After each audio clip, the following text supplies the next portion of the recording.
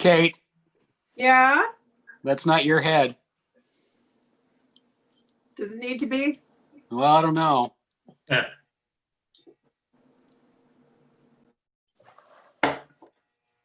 Is that the expensive cat?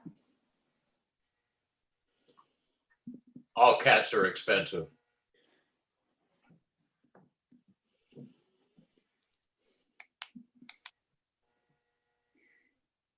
You're muted, Kate. Thank you. I probably should be muted. The expensive cat is on the couch having a snooze.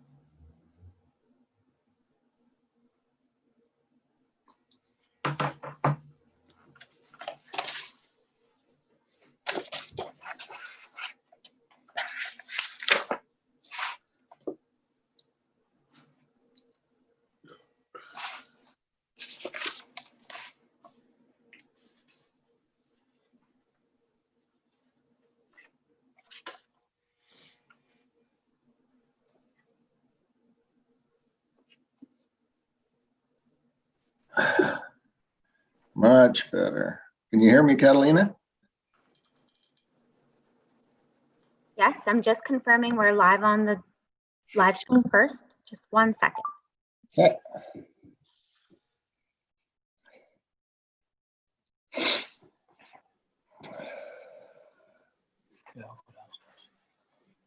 I don't know how to mute it.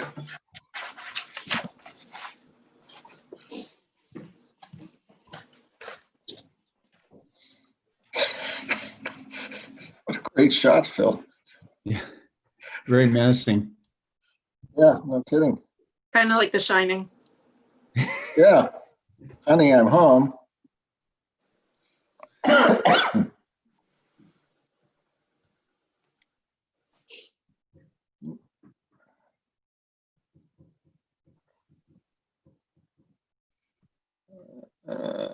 Is everybody here? I'm just admitting Councillor Nyman and Councillor Roberts, and we'll be good, Mr. Mayor, whenever you're ready to start. Well, let me We are know live. when we're set. Yeah. Okay. Welcome back, everybody. And for those joining us from home, welcome to this evening's meeting, which we had to recess out as of last night because of technical difficulties. But thank you for joining us electronically. Due to those technical difficulties, the October 13th council meeting recessed and is continuing this evening electronically. Members of the public are still able to make deputations and comments to council via Zoom. Tonight's agenda lists all the items before council for consideration. The recommended motions on tonight's agenda are shown in boldface. Copies of the agenda have been posted on our website. This meeting is being live streamed, and any participation in the meeting proceedings will become part of the public record. The recording from the meeting will be published on the county's website immediately and can be viewed by selecting the streaming tab on the county's homepage at thecounty.ca. Under agenda item 12, there are no comments from the audience today. Members from the public who wish to provide comments at future meetings can do so by contacting the clerk's office at clerks@pecounty.on.ca to register. The maximum time allotted for comments is 30 minutes. Your name will be included in the council minutes and form part of the public record posted to the county's website. Bylaws listed on this agenda provide the force of law to decisions of council. Any matter decided today by either resolution or by law is final and cannot be revisited by council until 4 regular meetings have expired without a 2/3 majority vote. In the event of a fire, please use the applicable exits wherever you are tuning in from. For those who are joining the meeting electronically, please turn off or mute all cell phones. Thank you. So that moves us to item number 6, motions arising from closed session, and we didn't have any. So we will move to item 7, adoption of closed session minutes. So we could have a mover and a seconder for 7.1. Councillor Roberts, seconded by Councillor Harper. Could read that, please. Yes, thank you, Mr. Mayor. This is a Roberts Harper motion that the Planning Committee minutes for the closed session meeting held August 26, 2020 be adopted. Thank you. Why don't we do this rather than the entire show of hands? I'll just call for anybody that does not agree. Okay, so we're all in favor. So we'll move to 7.2. Mover and a seconder for that, please. Councillor Forrester, second by Councillor Margetson. You're muted.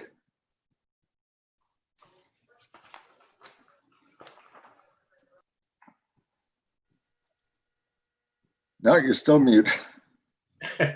You're still muted, and I could say something about that, but I won't. There you go. Hey, Okay? Yep. Forster Markson motion that the council minutes from the closed session meeting held September 1st, 2020 be adopted. Any opposed? Okay, seeing none, 7.3. Mover and a seconder for that, please. Councillor McMahon, seconded by Councillor Bailey. Excuse me. thank you, Your Worship. This is a McMahon Bailey motion that the special council minutes from the closed session meeting held on September the 15th, 2020 be adopted. Okay, thank you. Anyone opposed? Okay, that carries. Thank you. So we'll move to item 8, announcements. Does anybody have anything they would like to share? See your hand. Okay, I have, seeing none, I have 4 proclamations that I'm going to read. I'd also like, for the sake of people at home, the presentation, item 11, the presentation from Scott McNeil and Rob Browning, they could not attend tonight's meeting, so they are being moved to later in October. October 27th, Madam Clerk, I believe is the date. Correct, Mayor Ferguson. Okay, thank you. So I'll read these 4 proclamations. Pregnancy and Infant Loss Awareness Day, October 15th, 2020. Whereas October 15th has been declared by the province of Ontario as Pregnancy and Infant Loss Awareness Day as a result of the passage of Bill 141, Pregnancy and Infant Loss Research and Awareness Act. And whereas thousands of families across Canada are devastated each year by the death of their baby through miscarriage, stillbirth, and neonatal loss. And whereas the unique grief of bereaved parents should be acknowledged and special support given to the many families who have suffered from such a tragic experience. Therefore, I, Mayor Steve Ferguson, do hereby proclaim October 15th, 2020, Pregnancy and Infant Loss Awareness Day in the County of Prince Edward. The second proclamation is for Waste Reduction Week, October 19th to 25th. Whereas Canadians produce more than 31 million tons of waste annually, or 2.7 kilograms per person per day, and whereas Canadians divert less than 25% of the waste they generate, and whereas landfill sites can produce leachate that is harmful to the natural environment, And whereas landfill sites account for 38% of Canada's total methane emissions, and whereas Prince Edward County is committed to conserving resources, protecting the environment, and educating the community, and whereas Prince Edward County recognizes the generation of solid waste and the needless waste of water and energy resources as global environmental problems and endeavors to take the lead in our community toward environmental sustainability. Therefore, I, Mayor Steve Ferguson, do hereby proclaim October 19th to 25th as Waste Reduction Week in the County of Prince Edward, and urge all residents to take this opportunity to reduce waste in all facets of daily living in order to help create the solutions to the many environmental challenges we face, including climate change, water pollution, and preservation of natural resources. Third proclamation is 20th Annual Child Care Worker and Early Childhood Educator Appreciation Day, October 22nd, 2020. Whereas years of research confirms the benefits of high-quality childcare for young children's intellectual, emotional, social, and physical development and later life outcomes. And whereas childcare promotes the well-being of children and responds to the needs of parents and the broader community by supporting quality of life so that citizens can fully participate in and contribute to the economic and social life of their community.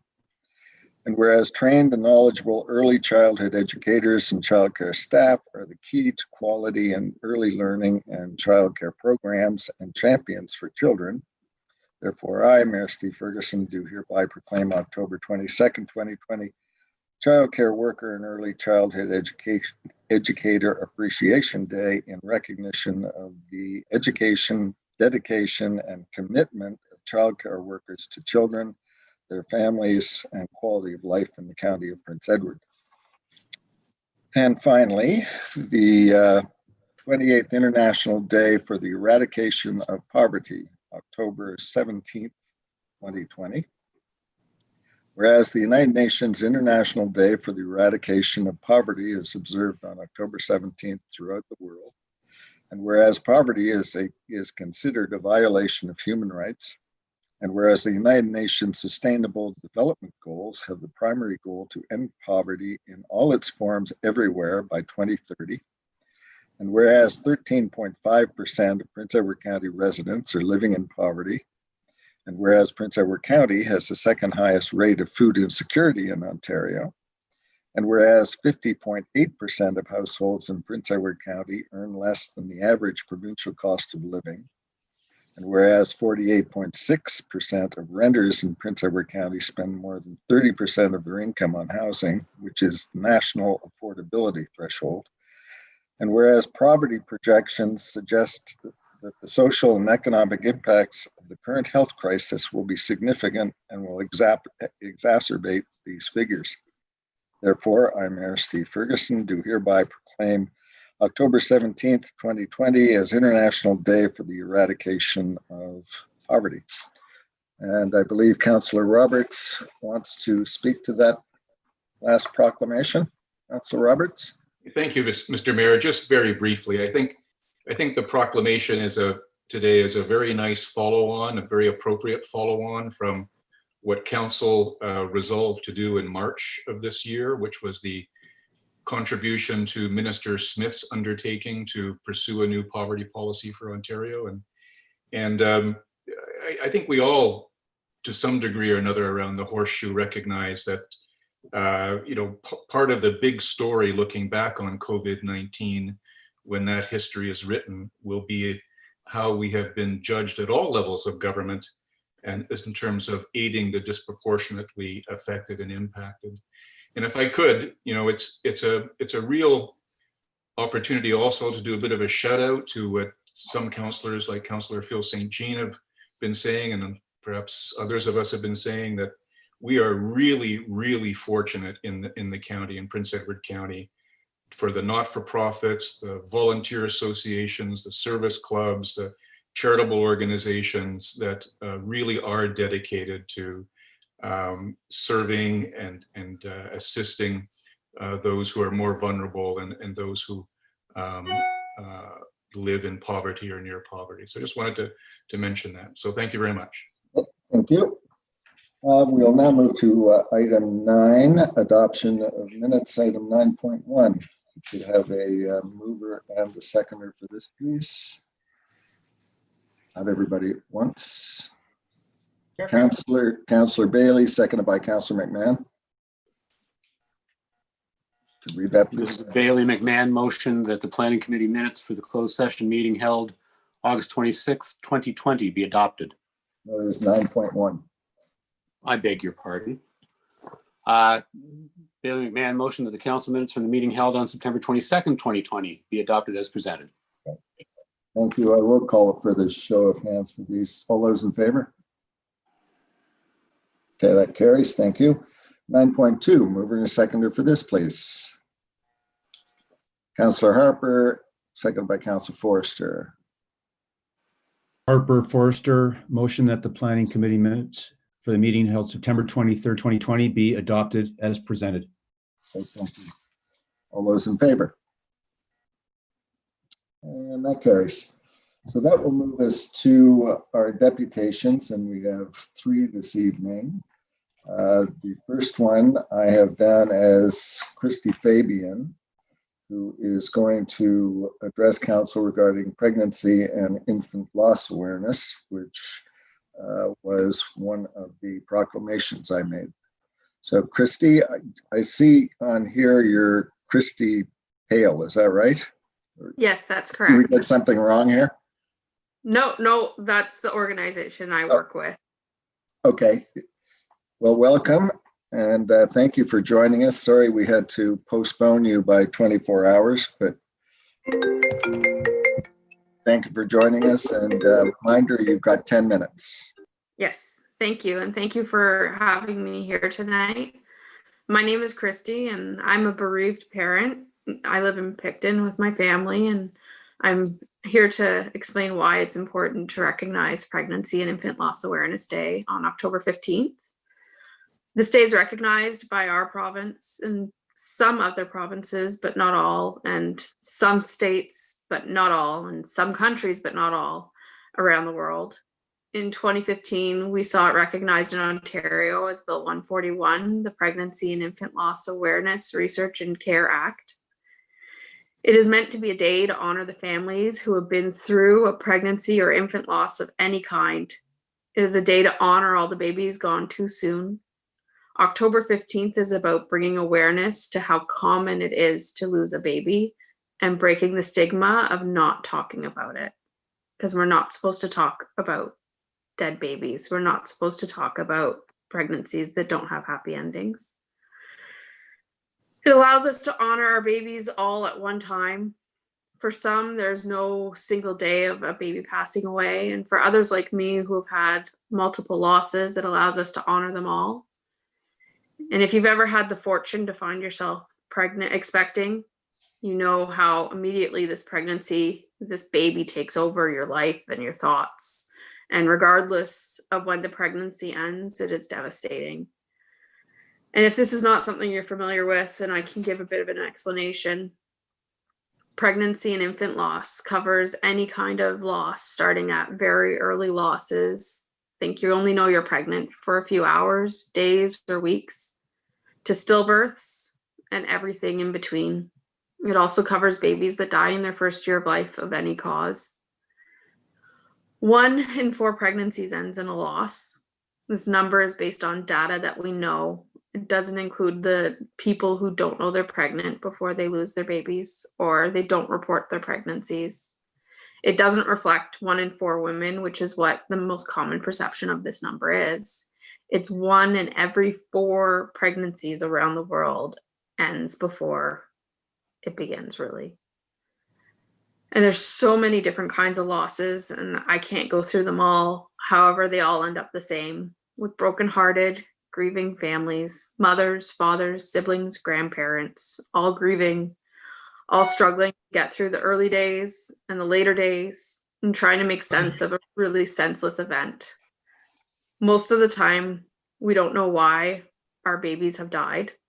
We just know that they're no longer with us. On October 28th, in 1988. President Ronald Reagan made it possible for us to talk about this at all. He was the first person to declare October Pregnancy and Infant Loss Awareness Month, with the official day being observed as October 15th. And in his speech, he said, when a child loses his parent, they're called an orphan. And when a spouse loses his or her partner, they're called a widow or a widower. When a parent loses their child, there isn't a word to describe them. Reagan's known for a lot of things, and one of them is that he lost a daughter, Christine, on the day she was born. So this cause hit home for him, and he made it possible for me to talk about my losses now. And this topic's been on the news a lot recently, not just because of Pregnancy and Infant Loss Awareness Month, but because of the unfortunate loss of baby Jack by Chrissy Teigen and John Legend. They've been brave with their loss and shared their grief with the world. Right now, there's a stigma surrounding the loss. We don't talk about losses. We don't talk about babies that die and how many children you have. If you ask someone how many children they have, they just mention the living children for the most part. They don't talk about the babies that didn't make it. We don't even announce pregnancies until after 12 weeks, just in case we have to unannounce it. And by speaking out and sharing their grief in such a public way, we're normalizing talking about this grief and about this topic. I ask for this day to be recognized for myself and my family. I've had more than a dozen pregnancy losses, ranging from really early losses to a missed miscarriage at 12 weeks to multiple ectopic pregnancies. And I ask for this day to be recognized for the people I work with.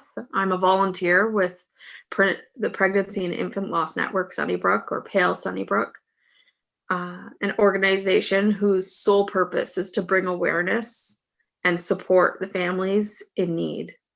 I do phone support to families across Ontario, and I also facilitate a local loss group that meets monthly.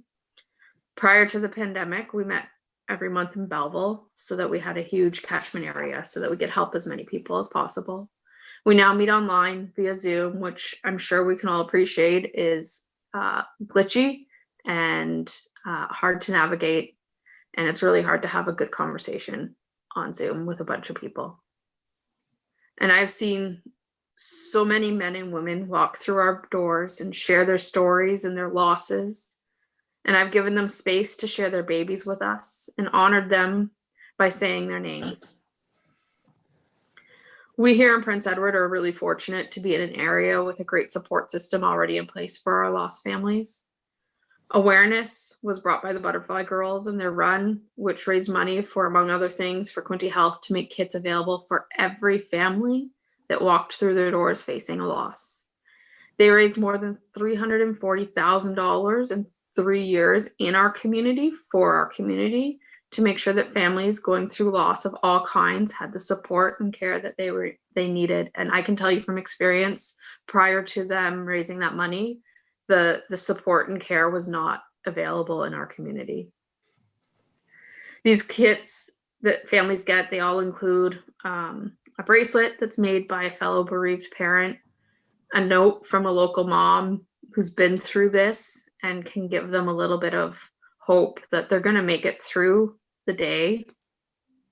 And it's going to be hard, but they will make it through. They get information as to what to expect now that they're not expecting, as best as can be put on paper, because no one is ever prepared for what is about to happen. Every October 15th for the last 5 years, I've found myself organizing a wave of light at Zwicks Park in Belleville. Around the world at 7 p.m., people light their candles to honor the babies gone too soon. And I've been so fortunate to reach so many people and make them feel less alone on this day. Some years we've had as many as 50 plus people come. And often we see people outside of our group not coming in because they just can't face it, but they wanted to be with other people. And other people come out not because of their own losses, but for family and friends who have been dealt with this blow. And it's a really beautiful moment to see people coming together in spite of all they've lost. This year, due to the pandemic, it is even more important to recognize this day. Generally, when people find themselves in a hospital or doctor's office facing the unknown, future of their baby. They have people there to hold their hands. And this year, a lot of women went into those hospitals alone without anyone there, only to find out that their baby had no heartbeat, or it wasn't in the right place, or that something was wrong. And it doesn't matter how many times people go through this, they still need someone to hold their hand. And they need to get out of their houses when their worlds are collapsing, and they need to be able to meet people that have gone through something similar. So the pandemic has made something that's already really awful so much worse. So having the county recognize October 15th as Pregnancy and Infant Loss Awareness Day means a lot to our local families who live this life every day. Having their babies honored by one and all is a little thing that can be done to let these families know that their babies are loved and cared for and remembered. And it allows us to break the stigma about talking about loss. So if you know someone in your life that has gone through this, I really urge you to reach out to them tomorrow and let them know you're thinking about them. And if you have an opportunity to light a candle tomorrow night, then please do so. Thank you. Thank you very much, Christy. It was very touching, and I was very happy and pleased to read this proclamation tonight. We'll see if there are questions from members of council. Councilor McNaughton. Thank you. Thank you, Christy.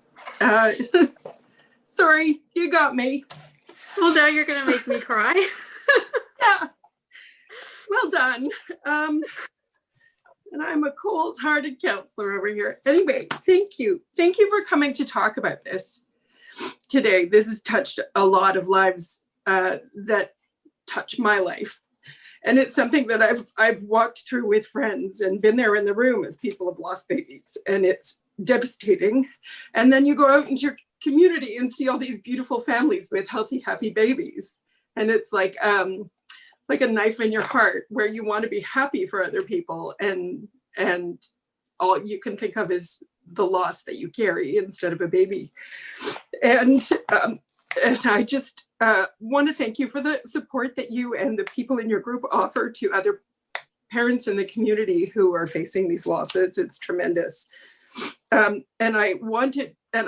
you got me thinking about my husband's grandmother, who I love very deeply, who today, 55 years after she lost a baby at birth, still weeps when she talks about him.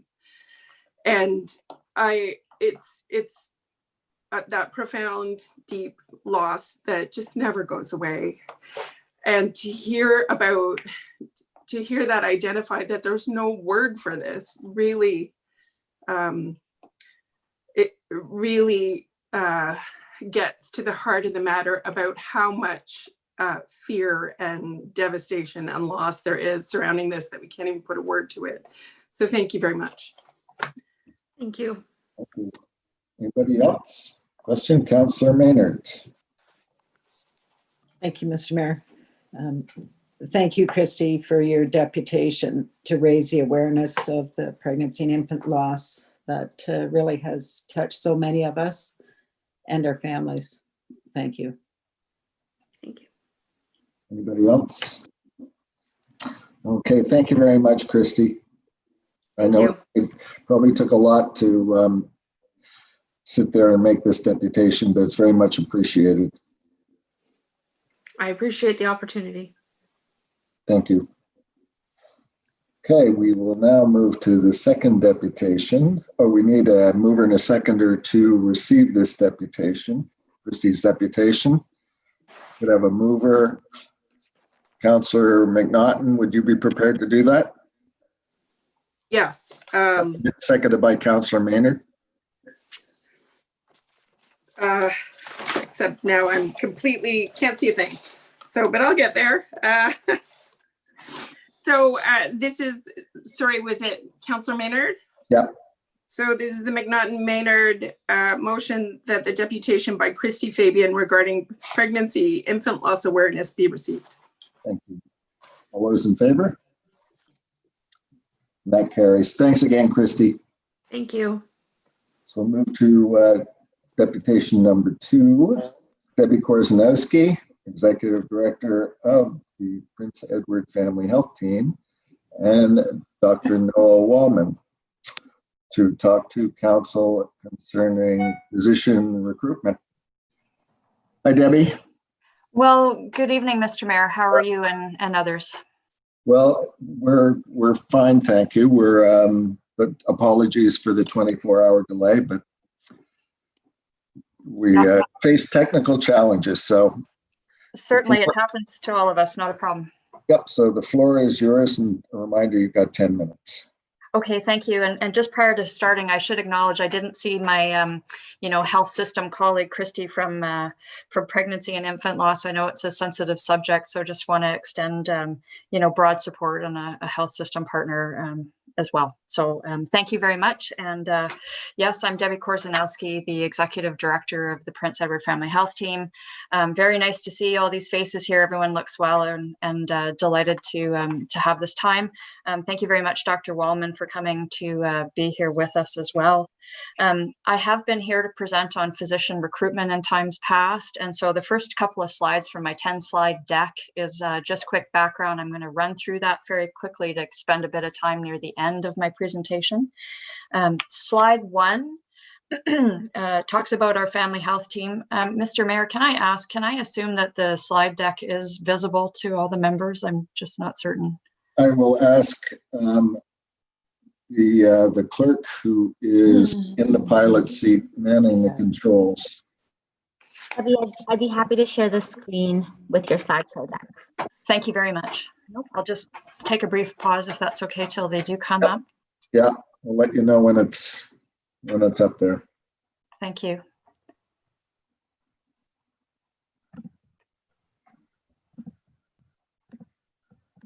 I'm going to restart the clock for you, Debbie. Thank you very much. Oh, perfect. Okay, there you go. Excellent. Okay, so slide 2 then, please, Catalina. So again, the Prince Edward Family Health Team, we were formed in 2006. We are the first point of contact for healthcare in our community. Broadly, we're about 100 members, but specifically it's 23 family physicians, the nature of our topic today. That includes their team members and a number of allied healthcare providers, such as nurse practitioners or others. We are located across Prince Edward County, and broadly, the PFIT doctors take care of 23,000 people annually, which of course swells in our summer season when people frequent our emergency department. Next slide, please. The rural family doctors themselves are very well trained and certainly specialists in their own right around rural medicine. And this is crucial to and relevant to our discussion tonight because in many ways they have their own command over a particular discipline around family medicine. Within the county, they're offering cradle to grave service for those that are rostered to their practice. They provide much needed compassionate and skilled care, certainly for our residents around palliative care, both in 2 settings, in-home, in Prince Edward Hospice, and also hospital if others prefer to have that as their place of end of life. Our physicians have lead roles across all of our 18 programs and services, offering guidance and consultation as we deliver services to our residents. Crucial to the function of our county, our physicians also staff our emergency room, and that's a 24/7 obligation with the Ministry of Government and to our residents. Each doctor provides inpatient care, so they see their patients in the hospital when there. They also attend all types of administrative meetings, as well as hold director positions at our long-term care facilities. Next slide, please. So slide 4, we've seen prior, and it's just a quick nod that on the very leftmost side, on the axis of the x-axis, we've got our ages that are from a 5 to a 50 age range that are decreasing, while a big swell is coming, and the majority of color shows that in roughly since the time of 2016, we are moving ourselves towards an aging population. I know Full Well Council is very abreast of this, but it's just a leveler as we head into our next slide in the physician conversation today. Over on slide 5, the next slide, please, is enumerating the need why we are looking for new physicians here in the county. It's not just particular to the county, and we've talked about this being a provincial issue. Family doctors are those attractors for the in-migration to a new area. If you're settling somewhere, you need to know that your health care will be taken care of, and doctors are the ultimate gateway to that care. We have aging demographics, as we just quickly touched upon, but we know that intimately well, knowing our residents of the county. Having that average age of 13.2 years that are greater than the rest of the province. We are a retirement attractor, and that always brings the need for new physicians as people put their names on our wait list, which we'll talk about shortly.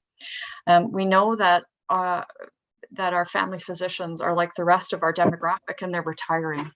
And so what we expect in the next coming years are an upwards of 10 new family doctors that we may well anticipate needing to replace those retiring doctors just to keep us at status quo. Our wait list is always, my language here, a lightning rod for our population. And the wait list for a new family physician can take anywhere from about 2.5 years to 3 years here in the county.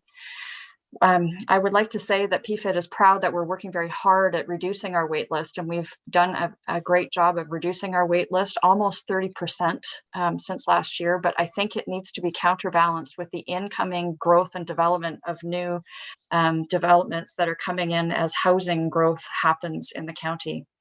Crucially here, before we change to the next slide, we have an immediate need for 5 new family physicians to replace retiring or physicians taking leave from the PFIT. Next slide 6, please, Catalina.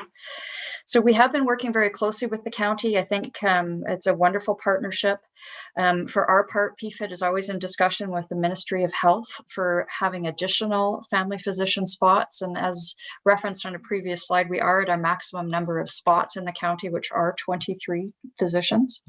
Back in 2017, we struck a physician recruitment and retention group, which is now under the Community Economic Development Commission, pardon me. And together we do numerous activities together, or had certainly prior to COVID, and some of them are listed here. That said, we had some preliminary success, and we had seen us recruit and retain physicians in the county. And those were things that we don't believe are necessarily repeatable. So for example, some of our physicians had partners who were already involved in the wine industry. So Prince Edward County was a highly desirable area. Others had family that they were returning to after completing medical school. The point is, the individual situations that allowed us to secure those new physicians are ones that we don't feel are guaranteed to be repeatable for securing new physicians in the future. Next slide, please. We know that new physicians are best when they're just about to graduate. Existing urban physicians with existing practices aren't as inclined to move. They have practices set up, and they also have to do that retraining to assume all the hats that we enumerated back when we started our discussion here. The reality is new graduates have a very high debt load of about $100,000 or more. Often new employment opportunities are a consideration for a younger partnered couple. So economic opportunities are crucial.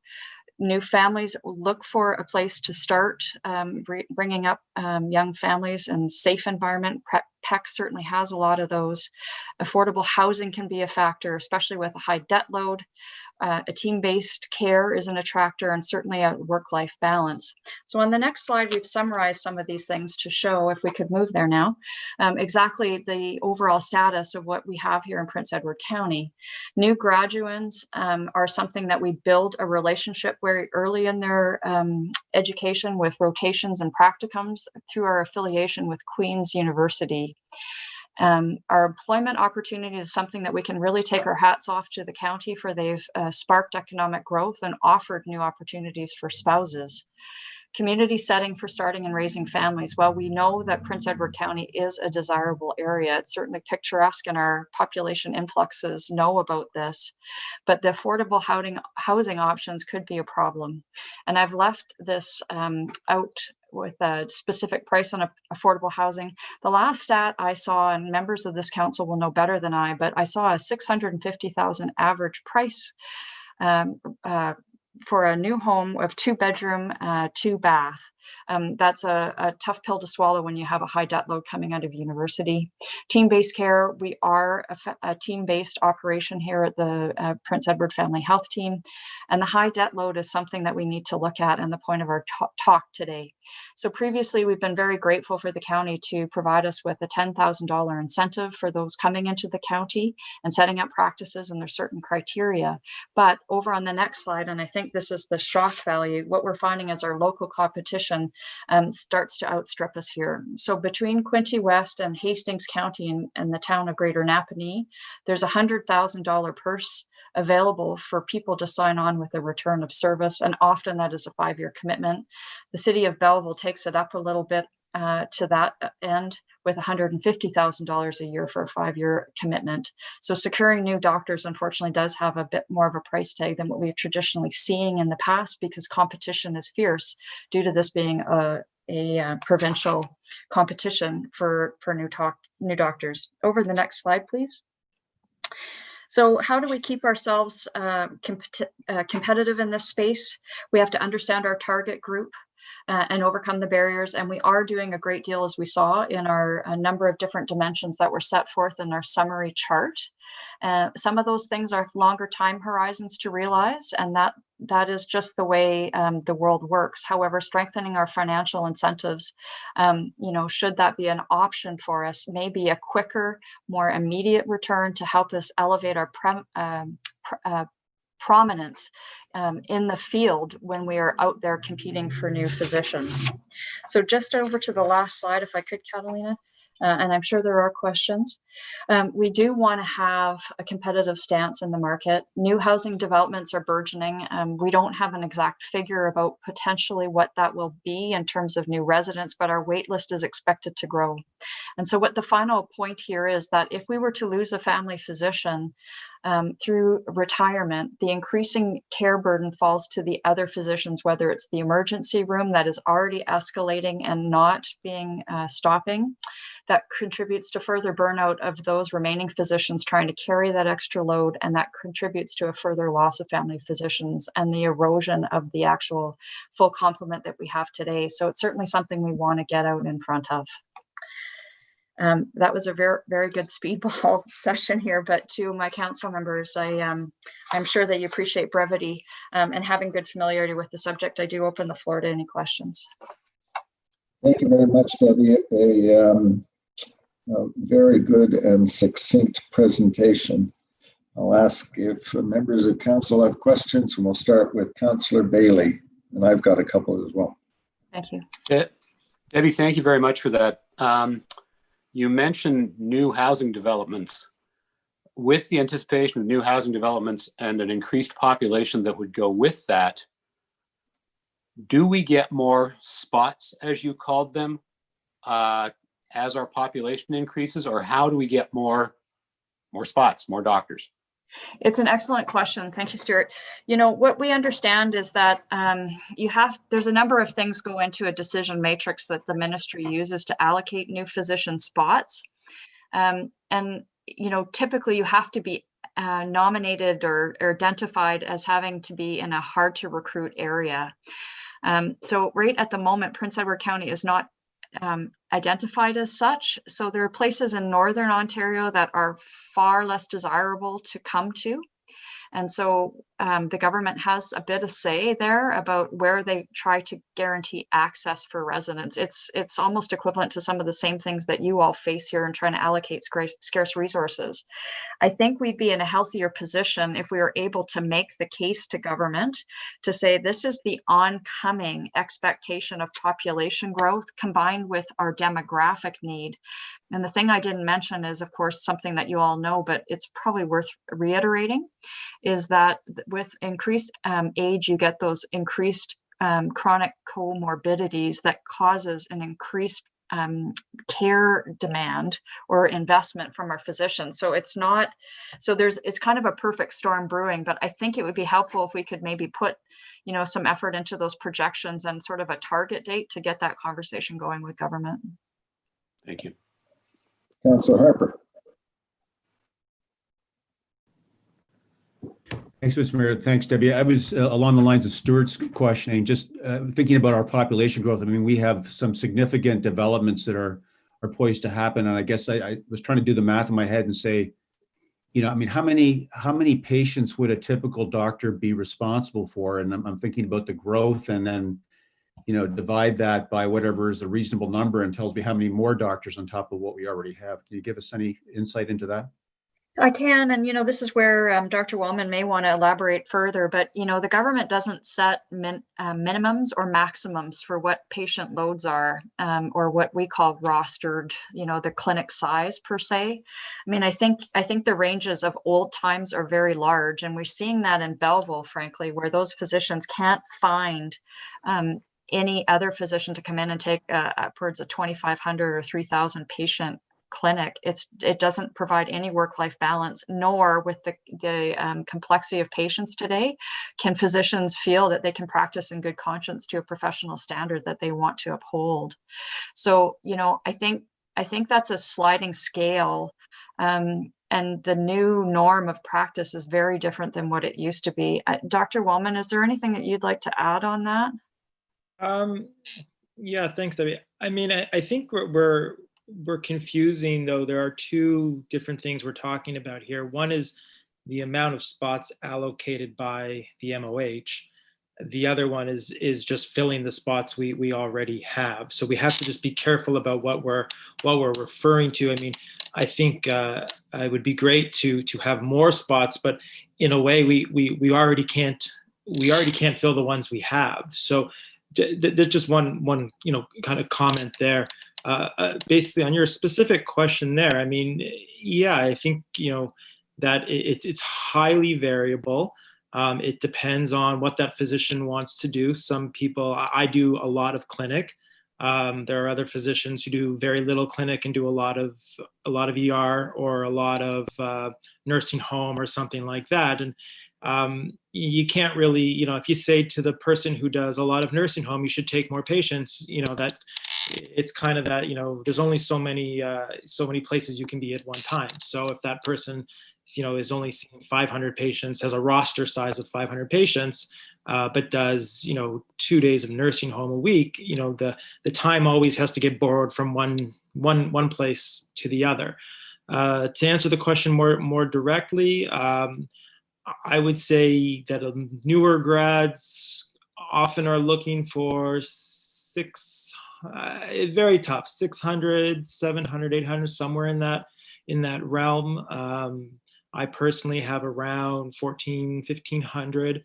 I think there are a few physicians who have over 2,000, but those physicians, as Debbie may know, but as far as I'm aware, are also in that retirement pool physician. Many of the new ones have smaller practices, and the work-life balance is very important, much different than what it was 30 or 40 years ago. The upshot of that is often when you get a physician retiring with a very large practice, often you have to find two physicians.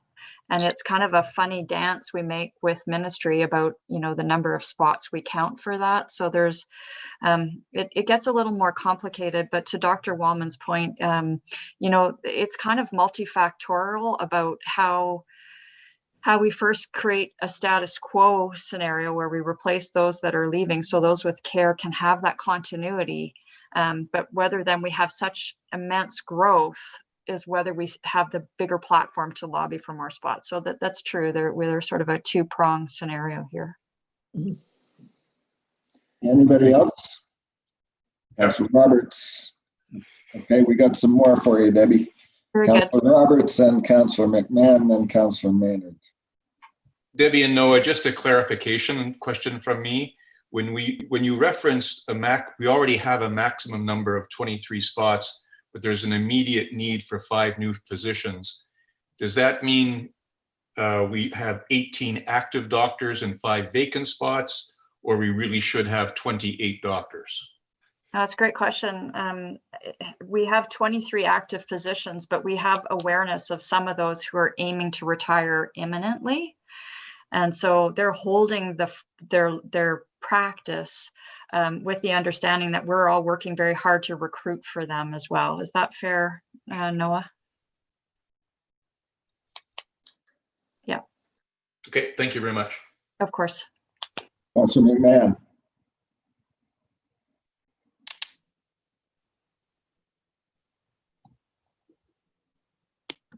Okay. Me. Okay, fine. Thank you, Your Worship. Yeah, thank you very much, Debbie, for the deputation. With respect to local competition, how important is this incentive, do you feel? I'm sure you're aware that Quinte West just hired a doctor on Friday, and they've hired 5 this year, and apparently they've hired 10 since 2017. How important is it that you have bigger figures to work with?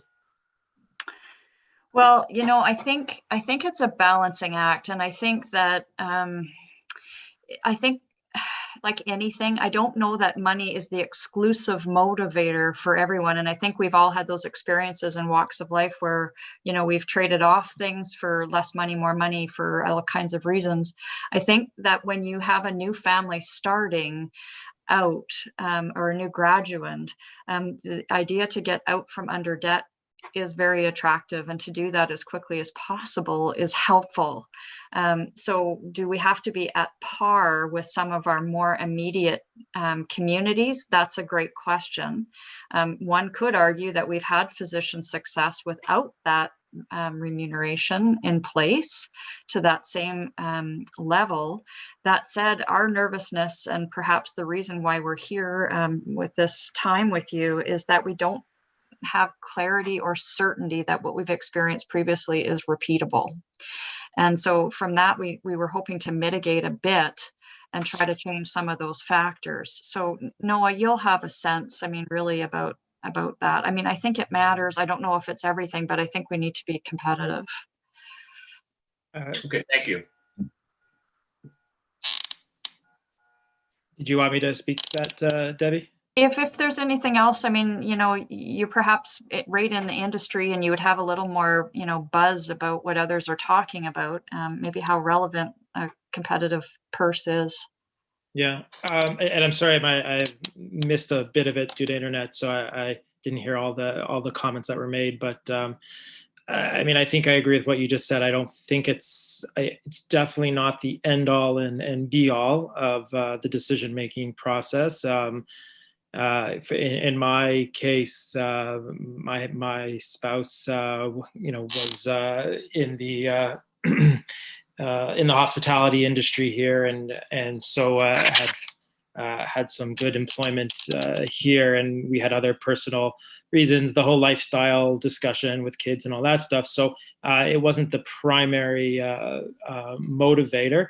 But I also, when I came here, was not right out of residency either. I had practiced a decade in Toronto. So I do think, though, that I'm not the most common as far as what we see as far as recruitment goes. You really are looking for, you know, people that are, right, as you said, right out of residency is, I think, where you get most people.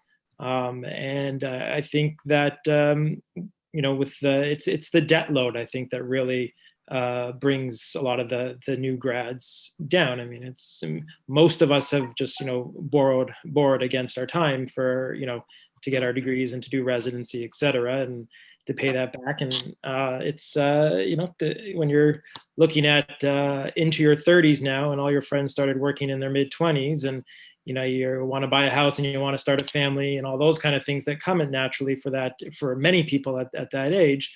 I think money becomes at least one of those factors involved there. And we recently had someone interested, Debbie would know this as well, who unfortunately decided to go to Quinte West. And I believe solely, well, I think we were told directly, solely based on the financial incentive.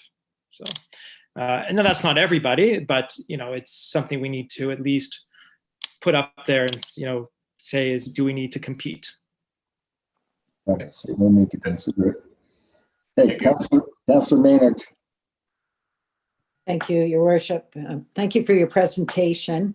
I'm just wondering, Councillor Roberts kind of touched on my question, but are we able to, or how do we recruit and then hopefully onboard someone prior to a physician retiring? Like, how do you bridge, What a great question. And it's not a quick process either. It can take years. And that's why when we actually start this affiliation we have with Queen's University and their medical school is been since the dawn of time for the Prince Edward Family Health Team. And we're very strongly affiliated with them. So, when we try to ensure that all our doctors, act as those guides, those preceptors for bringing in rotations. So we really do consider rotations in any kind of residency programs where they rotate through, a bit of rural medicine to be the start of a potential recruit. And so then in that sense, we're starting to have our overview where I go in and talk to our new residents about the programs we offer on the other side that can help support them in their practice. So there's sort of a pipeline, Councillor Maynard, that will start when we actually have new students coming through our doors, or those in residency. So that's sort of the one stream that we start, and we kind of cultivate them through and try to showcase what we do. We try to, broaden their experience here as much as possible. It's very collegial across the doctors, and I think that messaging happens. The other way is that we have, I don't want to say cold call, but almost like that, where we have help from the county and our colleagues here at the county that's been invaluable. When we have asks for new potential doctors coming in and asking about us, they check sometimes our website, they'll send a note in that goes to a fantastic team member that you have there, Grace Nyman. She'll work to kind of give an initial package out for information and then bridge immediately into those physicians on our recruitment working group that can then give more information specifically about practice habits, patterns, opportunities, the whole rural specialization, what that looks like here. And that's the thing. I mean, out of family doctors, some prefer to have a very turnkey operation, while others prefer to have a real rural medicine hat. And so, when people are inquiring to us, like, we take that very seriously because it does sort of tell us about their profile, if you will, that they could be a potential recruit for us. So after that time, we get them to come down, they have a look through the county, and we have certain doctors that spend time with them. So we really kind of have a bit of a concierge service as we try to cultivate that relationship. And in that way, they get a sense to understand who we are and our brand. If I could, for a brief follow-up. Yeah, just briefly. So if you're successful in recruiting someone and they're ready to, but maybe a physician is not quite at the point, maybe they had 6 months or a year before they're ready to retire, or do you have physicians that are ready to retire if and when we find a recruit? That's right. And often there's a bit of a time period that, both parties would like to have to be sure they're philosophically aligned. So those people can come that are potentials, and they can do locums. So they can get a sense to try on. So that's a period of time where they'd come in to take on a practice while that physician may take a holiday or a break for greater than 2 weeks at a time. And so they get the sense of what it is to be in the community, make sure they have help and such. So, yeah. Thank you. Anybody else? Other questions? I've got one, Debbie. I had three, but two of them were asked by other councillors. You mentioned about 600 people on the wait list, a 2.5 to 3 year wait for a family doctor in the county. Do you have the equivalent statistics for Quinte West and Belleville? I don't. I don't know of anywhere, and maybe Noah knows this. I don't. And sometimes that information is kept a little close to the chest. I don't know of any others. I know what I do know is that purportedly everyone has a wait list. I don't know the time it takes. I've heard horror stories about it taking much longer. In the north, you don't get a physician many times.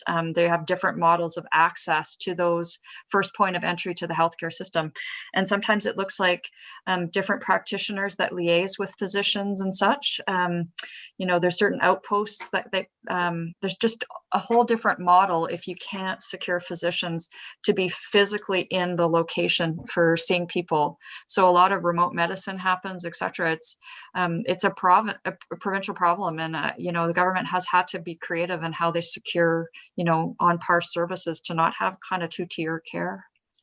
Yeah, I'm just wondering about the correlation between the length of time and the monetary, incentive that some of the our neighbors are offering.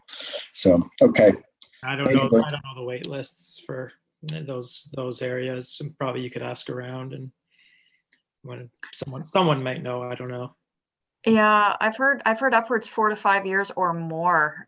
So I actually, when I heard, they're anecdotal stories. I think people often don't want to share them because it's tense and sensitive. But you kind of think, oh gosh, well maybe we aren't doing that bad. I mean, our physicians are very good about when they have spots open that they will take, and we're very supportive of them. But it's not the old days where you could take more patients off the wait list. It's slow going because each one has different conditions that need to be really stabilized before more come on. Yeah. Okay.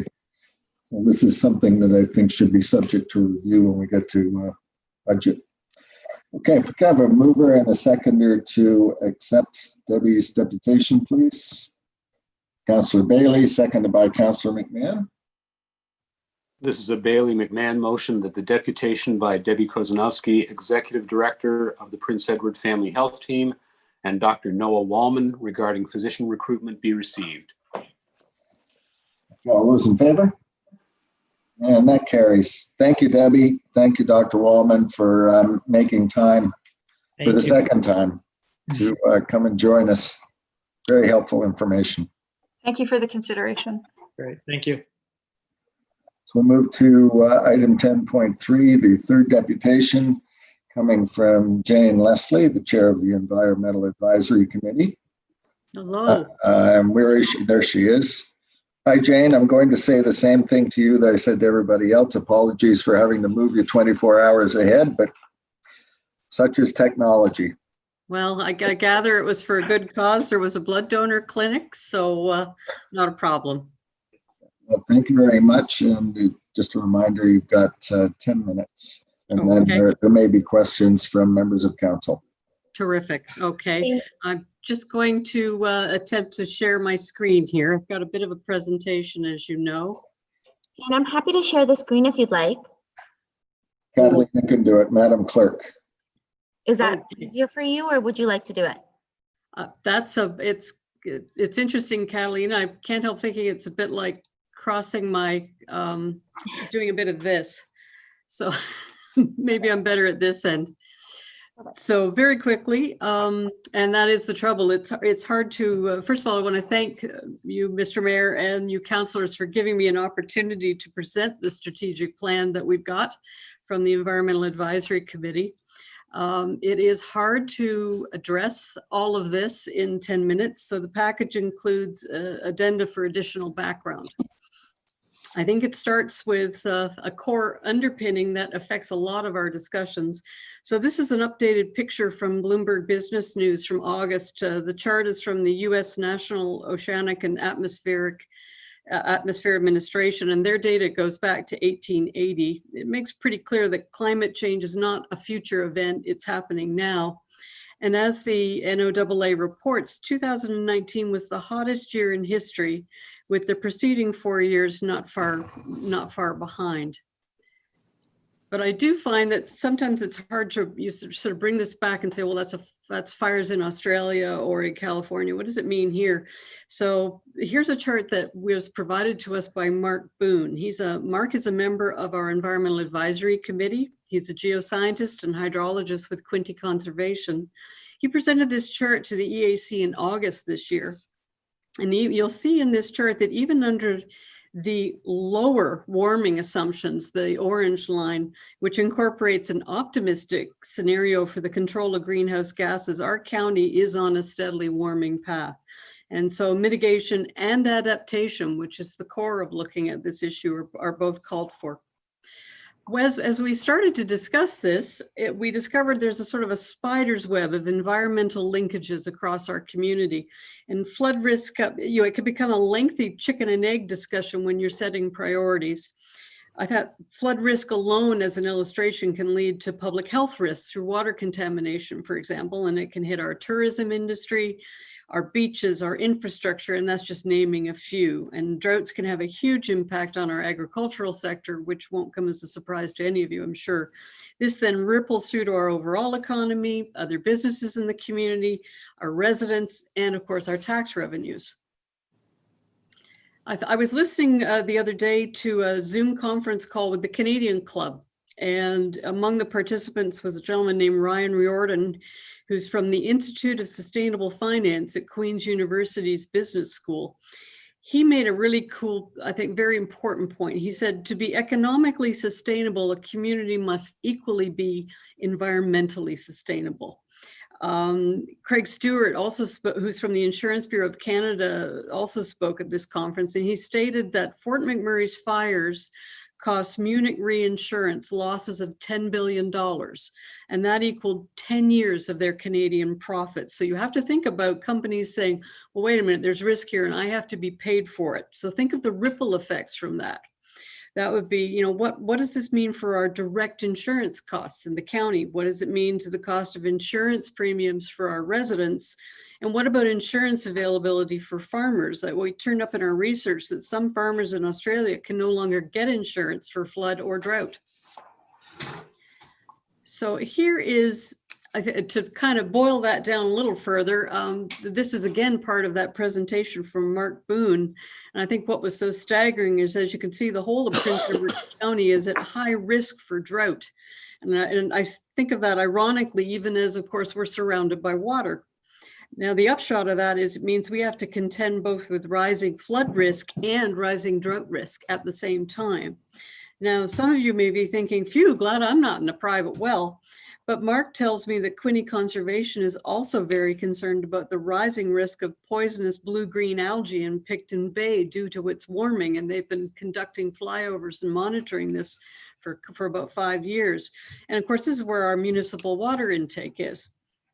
As for assessing flood risks, one member of the Institute for Catastrophic Loss Reduction noted to a member of our committee recently that Canada's flood mapping, as he put it, is, quote, generally at the level of the third world. So that is not reassuring in terms of being able to get a good handle on our risks. So I think, and so if we were to bring it down to brass tacks, you know, there's direct costs from fixing problems picked up by taxpayers. And for the last 3 years combined, this was $1.7 million. To put that in perspective, that amount equals about 8.5% of our general government spending last year. A deputation to the EAC last week noted that agriculture contributes 25% of the county's GDP. Now look at that $7.5 million in crop insurance claims for our ag sector from the drought in 2016. So, and people, of course, as you can see, on wells are going to have to pay more for their drought or for their water as droughts hit more frequently. So it's pretty clear we're all in this together one way or another. So from that, I think the good news is, you can sit back and say, well, that was kind of depressing, but the good news is we're moving in the right direction. You know, as you know, the mayor committed to reviving the Environmental Advisory Committee in 2018 as part of his platform. The county, some councilors added environmental commitments in their election planks. We declared a climate emergency in May of 2019. And of course, the EAC started work earlier this year. And like everyone, COVID threw a spanner in our works, but we did get up and running again in June and start having twice monthly meetings, at times much to people's chagrin, I suspect. So as chair of the committee, I have to tell you, I have been happily blown away by the skills and knowledge of my fellow committee members, and more broadly, just what's available to us here in the county. I've included brief bios for the non-councilors members at the back of the package to kind of illustrate this for you. But I particularly want to thank those councilors who created a great mix of skilled and passionate people to form this committee.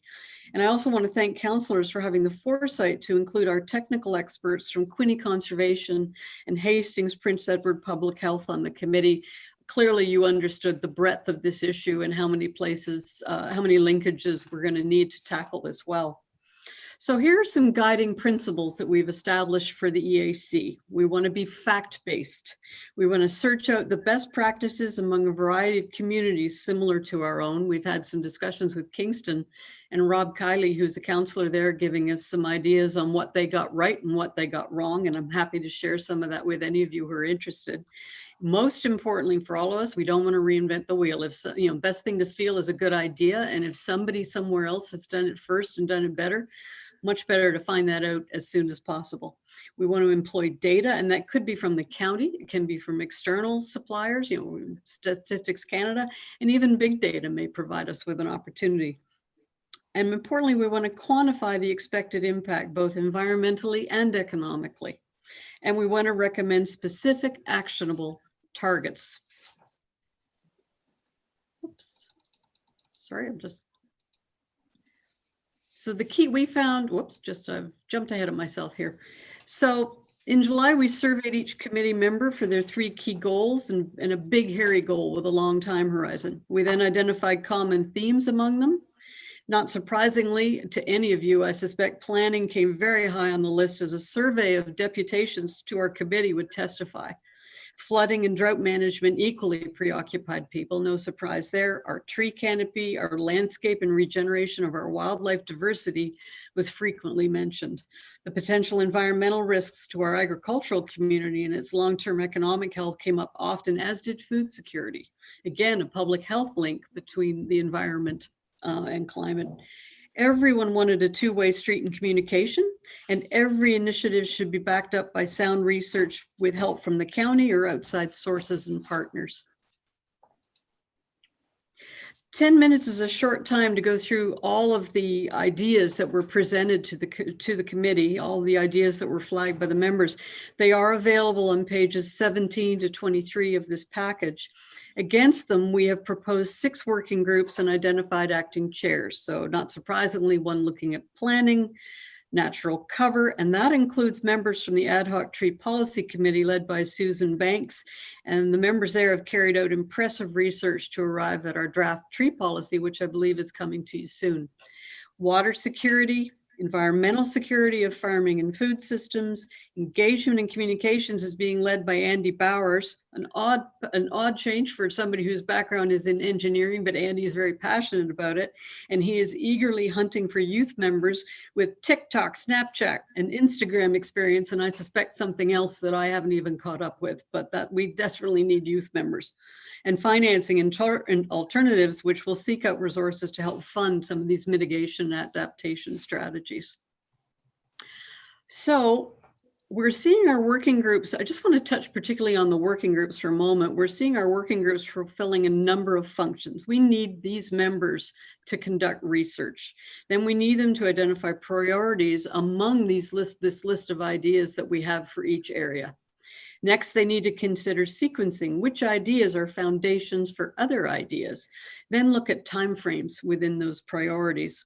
Now, some of these initiatives may have lives that extend beyond the term of council and by definition, the Environmental Advisory Committee, but we didn't want critical initiatives to be lost because they don't conform to the electoral cycle. This is where sequencing is going to be critical for the group. These working groups then report to the EAC, which reviews priorities, looks for interlinkages, say among the water security group and natural cover. There's opportunities for them to collaborate, and then prepares a series of options for those of you on council to consider. So we are an advisory committee. We report to you. We hope you'll approve these 6 core priority areas and that you'll strongly encourage the clerk's office to help identify potential working groups, with the final list for each of these working groups will be sent to you for approval. I think that's also worth reinforcing. And we are blessed on this committee with a farm team of previous applicants to the EAC from last November, December, and enthusiastic community members who've already started reaching out to us with ideas. So there's a lot of interest in this, and there's a lot of skills we can draw upon. The EAC is particularly interested, and if you've got any ideas and suggestions, please let me know. We're particularly interested in recruiting youth members to working groups. It's, after all, their long-term futures that are most at stake here, after all. So this is a chart that was published by global management consultants, McKinsey and Company, in September. I noticed that the International Energy Agency on Tuesday put out a report that basically shows the same charts and says we are not anywhere on the path to getting a grip on this issue. They identify a lot of hope and a lot of alternatives, ironically coming from a group whose specialty in research is fossil fuels. So they're reorienting their research. So the EAC agrees with McKinsey and the IEA. We can manage change and have it work for us, or we can have it forced upon us at great harm and great cost. So I hope that we on the committee can count on your support. And I want to thank you for taking the time to listen to us this evening. Thank you, Jan.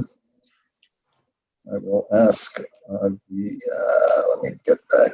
We'll get everybody back on screen here. Okay, maybe there's something. No, Madam Clerk is at the controls. No, Jane, you just have to stop share. Oh, okay. Stop share. Perfect. There we go. Thank you. Okay, Thanks, Catalina. thank you very much. Questions from members of council? Councillor Nyman, and then Councillor McNaughton.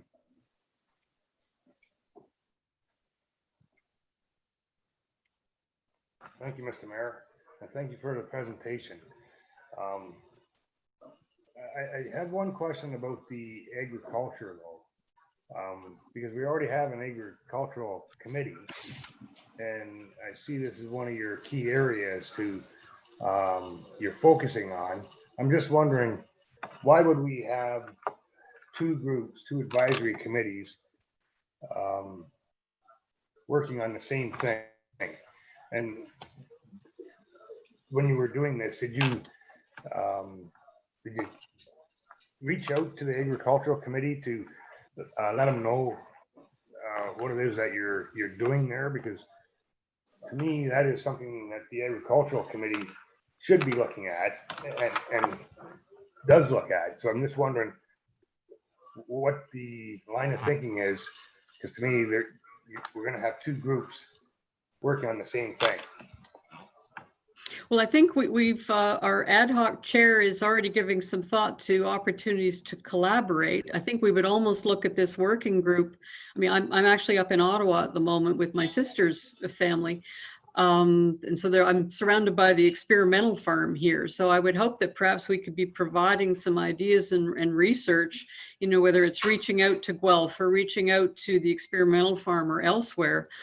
So we would actually have a very narrow focus in some respects to say, what can we be doing to be in effect almost conducting research with them and on their behalf, focusing in on innovation in this area and bringing in people to talk about it and expertise. So I understand your question. I do think that given this committee, this working group would have a very specific focus, I see it more as a collaboration. And if anything, this working group could be a support to the agricultural committee. Got a quick follow-up? Sure. Mr. Mayor? Oh. Can I have a quick follow-up? Oh. Somehow I got muted. Go ahead. Thank you. And thank you for explaining that, but I'm just, so has anybody reached out to the agricultural committee to explain to them what it is that you're looking at doing and working in partnership? Because as I sit on the committee, this is news to me, so I'm just kind of focusing on it. I guess for me, I just don't want to have, in my experiences, if you have 3 or 4 people or groups working on something, everything gets lost. And I just don't, for me, I just can't understand having 2 people or 2 groups working on the same thing. So just too many cooks spoil the broth. Mm-hmm. No, I understand your perspective, and I think you're absolutely bang on about the potential for overlap. And ironically, I mean, as I mentioned, we were ideally not reinventing the wheel by looking elsewhere, but we sure don't want to be reinventing the wheel in terms of what's occurring already in the county. So I take your point. We've just really sort of been trying to get our working groups going and the like, and maybe the next step for us is to be reaching out to that committee, and we're happy to do that. Councilman McNaughton.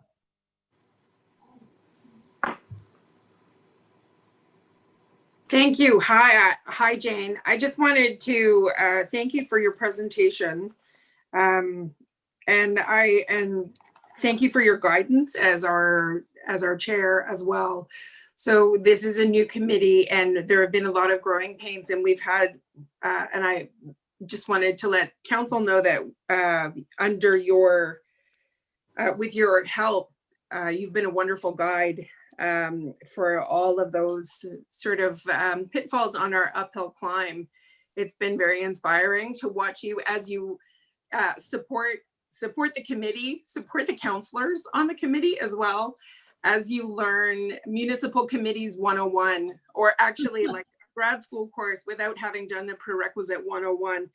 So I want to thank you for your work. I want to thank you for your effort. And I know that you've been putting in some long, tireless hours, and it deserves a thanks. So thanks. And great presentation. It's involved too much pumpkin pie recently, I can tell you. So good. Well, very addictive while you're working. Yeah. Yes. That's sometimes called breakfast in my house. Thanks, Mr. Mayor. Jane, good presentation. It's obviously a huge area. It's got many parts to it. And I'm just wondering, as a group, do you have some consensus about the priorities within your 6 objectives, knowing that, as you said earlier, there's a council cycle. And if we were to think about what we as a group in our term on council, what we really need to zero in, and not to say that it's not all important, but if you have to choose, if we have to really be ruthless about what we focus on, and if we have money available, has the group got some consensus on 1 or 2 issues? Well, ironically, I would say the thing that is most of interest to the group, or that we've been hearing the most of recently, has been focusing on planning and the official plan. So if somebody said, okay, what is the #1 priority for the team at the moment? I would say it's reviewing the draft official plan, which came out last week, given that there's a timeline against that. And at the same time, this has a 25-year life, which coincides with these need to be reaching these various goals and to be taking steps. So that's just my pragmatic comment on the top.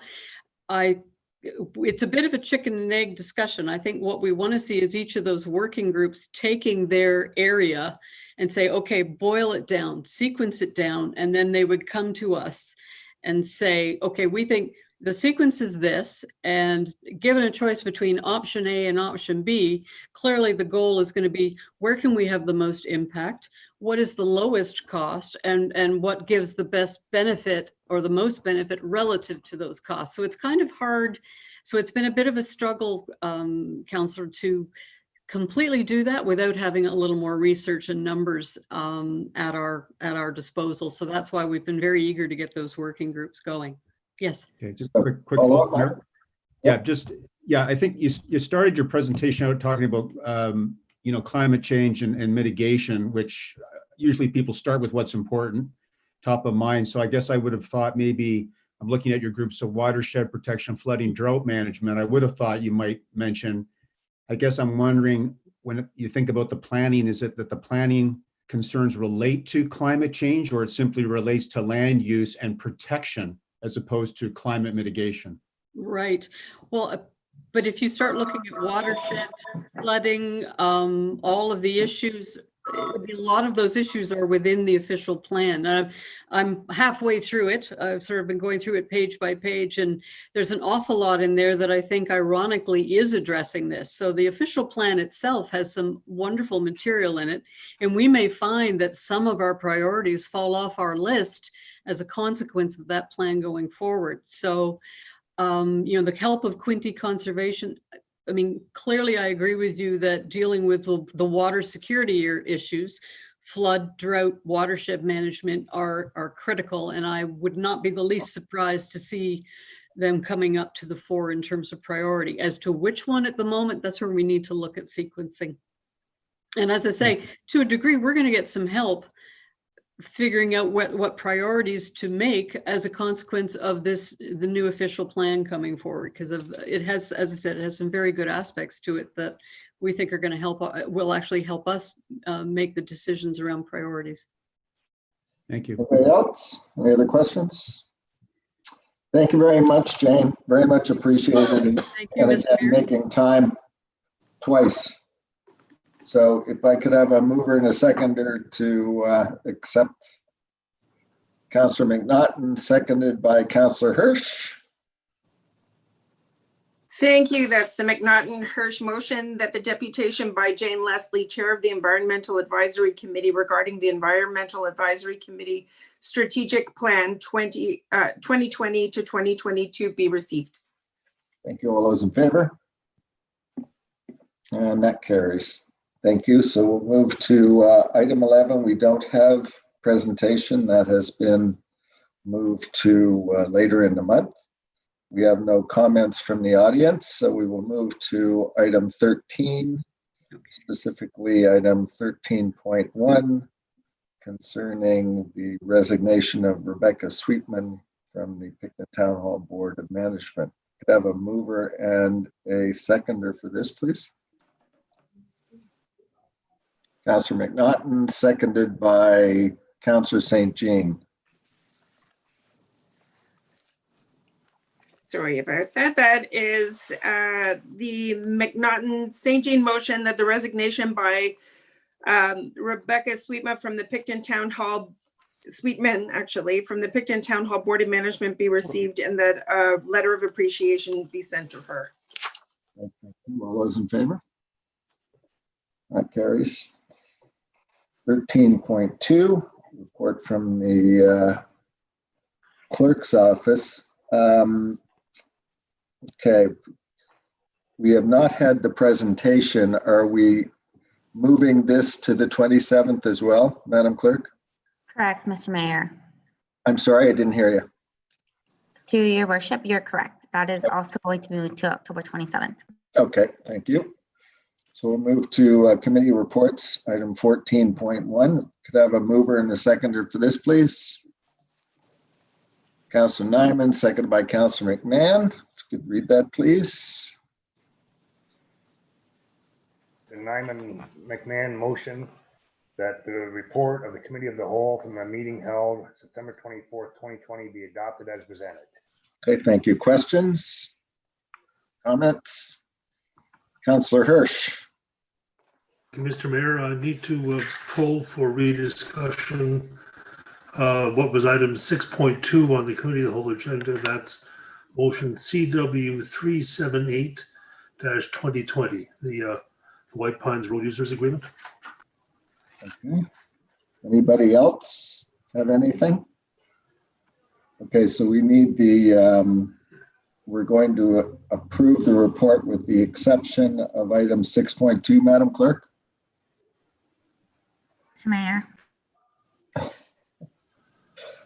I always miss the first bit of your phrase, so. I said you're on fire. Yes, correct. Okay, so with the exception of item 6.2, so all those in favor? That carries. So Councillor Hirsch, over to you for 6.2.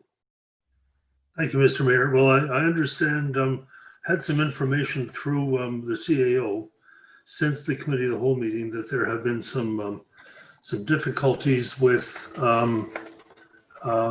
finalizing the amendments to the road users agreement that have been hoped for in this negotiation with WPD and the province. Perhaps Marcia, you could explain this better, but we have an alternate motion to make to provide staff with better ability to, or more ability to negotiate the agreement. Yeah. Through the mayor to Councillor Hirsch and the rest of council, yes, that's correct. We had hoped to have the road user agreement drafted and ready for signature so that a bylaw could be part of tonight's agenda and have council approve it. You will recall that road use agreements are typically exercised by the Director of Operations, but in the case of wind energy related projects, our bylaw specifically says that that must come to council as a bylaw. So what I think in the conversation I had with Councillor Hirsch, an alternative to keep this moving would be to amend the motion that went to committee of whole with an addition perhaps that clarifies that the Director of Operations has the authority to negotiate the terms, but within the context of the report that you saw, so that generally the framework that was discussed at the committee of whole, where the ministry and the wind turbine company will figure out what the damage is, we'll agree to a number, they will pay us, we will do the work, as opposed to the company doing the work and we decide if it's satisfactory. If that sort of general framework remains and we have some negotiating flexibility on the rest of the details and the structure of the physical agreement, then we would go away and bring back a bylaw for ratification ultimately. So that's the rationale for an amendment. Okay, so we're basically expediting the process. Okay, questions? Councillor Roberts.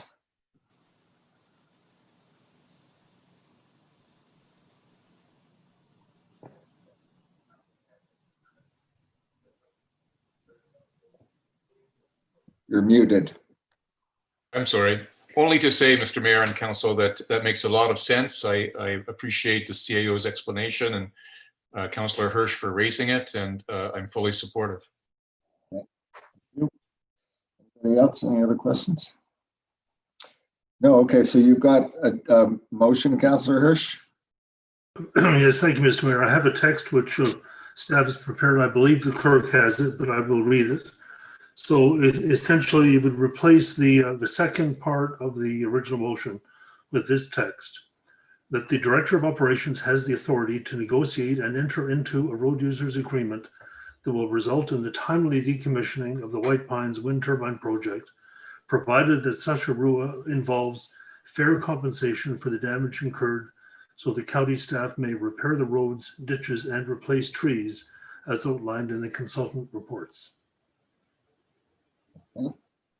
Any questions about that? No. Madam Clerk, oh, do you have a seconder? Councillor Hirsch? I'll second. Councillor Roberts is going to second. Is that okay with you, Madam Clerk? Absolutely. Okay, so we'll vote on this. All those in favor? And that carries. Thank you. So we will now move. I'm working 16 screens here. That will move us to item 14.2. Could I have a mover and a seconder for this, please? Councillor McMahon, seconded by Councillor Margetson.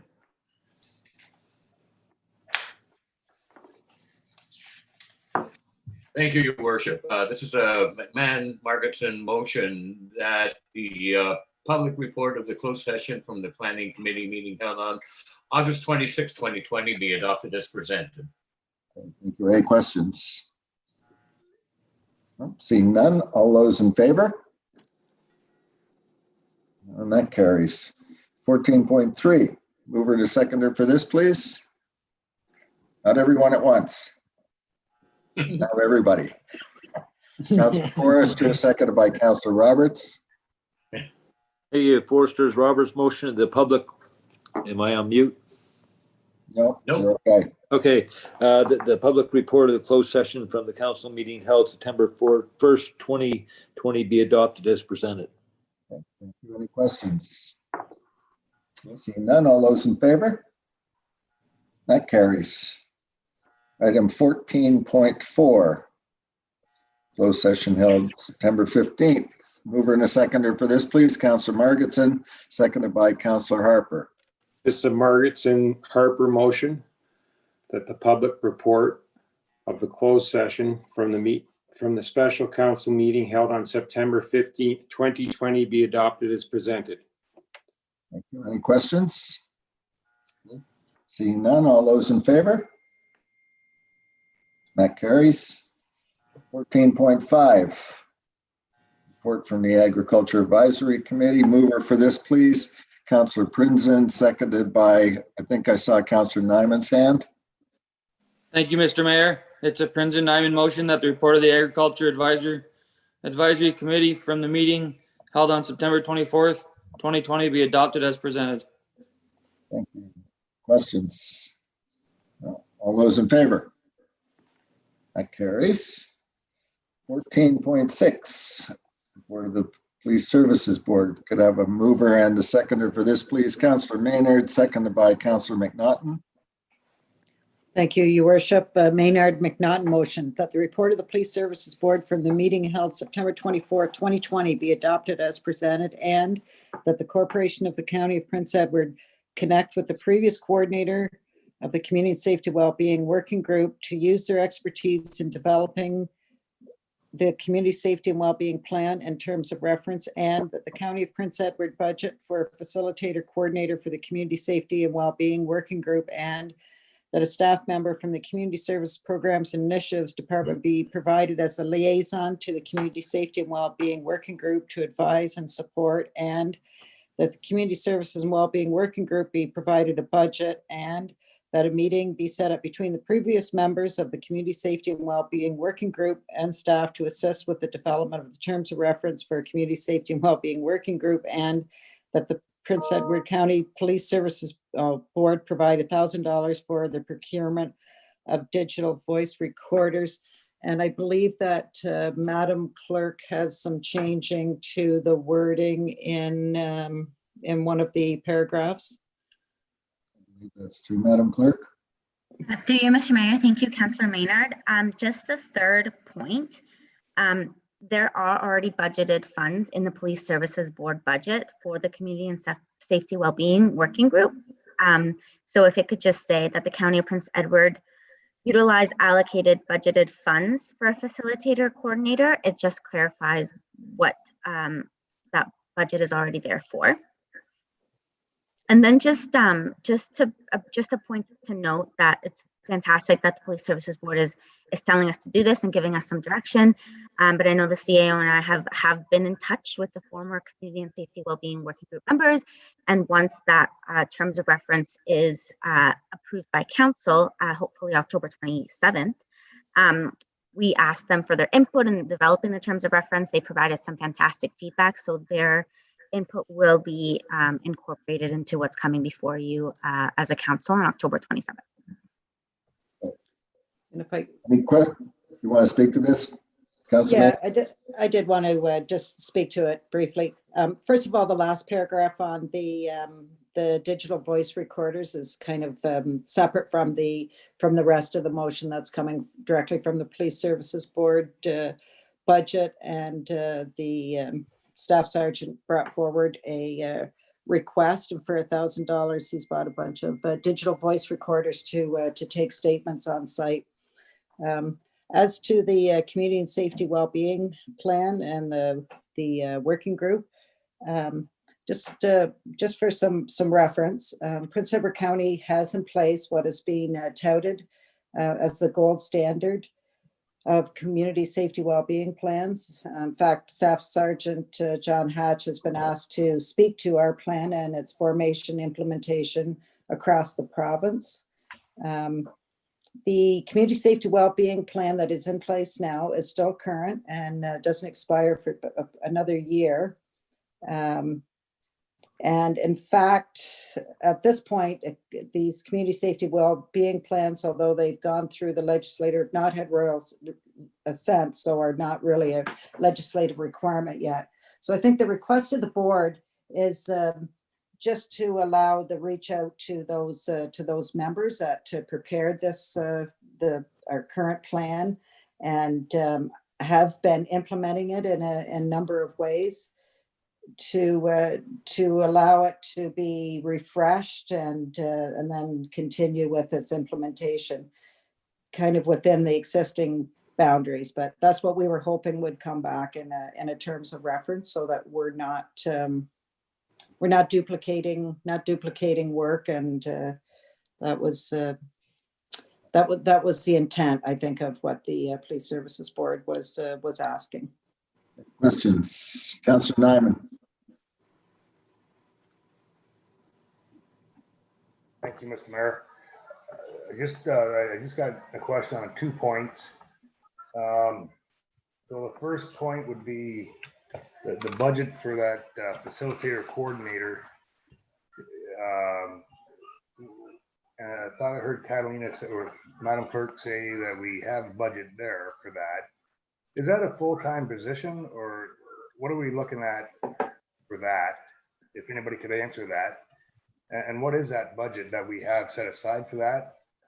And then the other part of it would be the next second paragraph down from there, a budget for that well-being working group.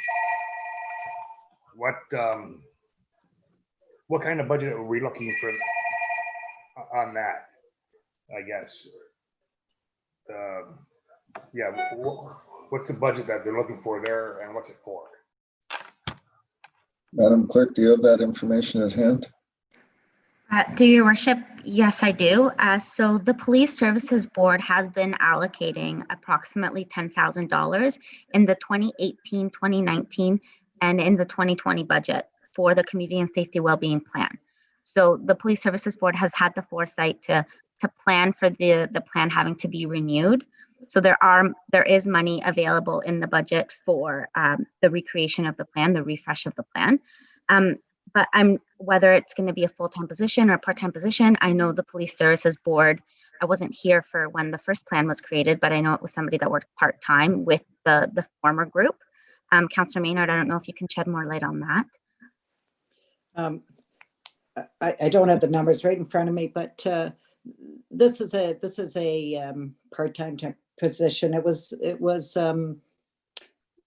Marg Werkhoven, and she's the one that the previous council would have had that presented the community and safety well-being plan to us. So she facilitated the community outreach to collect the data that was required to, and helped formulate the plan, along with like David Fox and Susan Quaife that were on that committee. And then there has been some mental health initiatives and bringing together of different agencies that can, work together for the community health and safety well-being. So it's kind of an ad hoc, it's certainly not a full-time position by any stretch. Other questions? Okay, seeing none. All those in favor? That carries. So that moves to 15.1 bylaws for consideration. If we could have a mover and a seconder for this, please. Councillor Margetson, seconded by Councillor St. Jean. This is a Margetson St. Jean motion that the following bylaws be read a first, second, and third time and finally passed, those being bylaws 11.1.1, 11.1.2, and 11.1.3. Okay, thank you. Questions? Is that a question, Councillor Bailey? As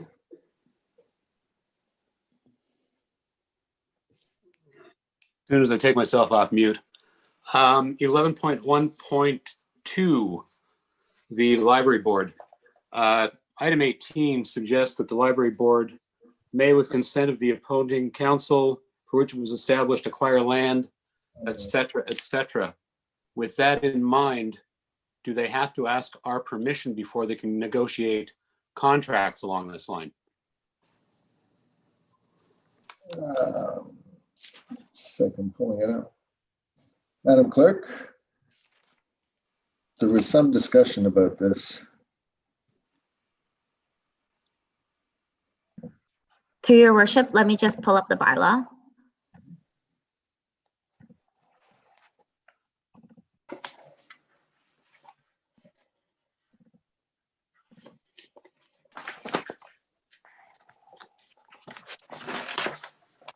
I believe you referred to this in an email. Was it this today? No, through your worship, Councillor Bailey, you're asking about whether they need permission from the municipality to negotiate land contract? Correct. Or any other part of item 18 on that. So you're correct. It does say that the board, with the consent of the appointing council for which it was established, A, needs permission to acquire land required for its purposes by purchase, lease, expropriation, or otherwise.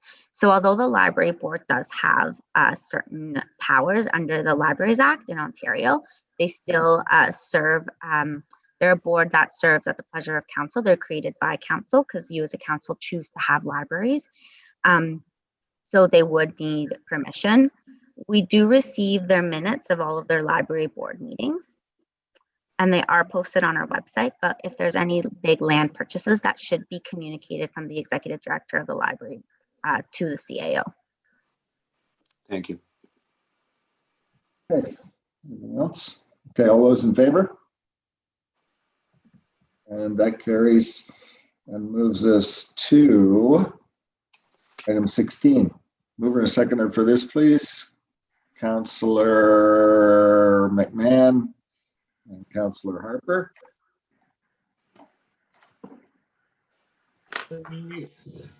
Thank you, Your Worship. Okay, this is a McMahon-Harper motion that the following bylaw be read a first, second, and third time and finally passed. A bylaw to confirm proceedings of the Council of the Corporation of the County of Prince Edward at a meeting held on October the 14th, 2020. Thank you. All those in favor? And we will motion to adjourn this two-day session. Mover and a seconder for that, please. Councillor St. Jean and Councillor Nyman. Thank you, Your Worship. It brings me great pleasure to make a St. Jean. Who was my seconder? I lost my train of thought there. Councillor Nyman. That this meeting now adjourn at 8:42 p.m. Okay, thank you. All those in favor? And that carries. Thanks a lot, everybody. See you tomorrow at 1 o'clock. Tomorrow.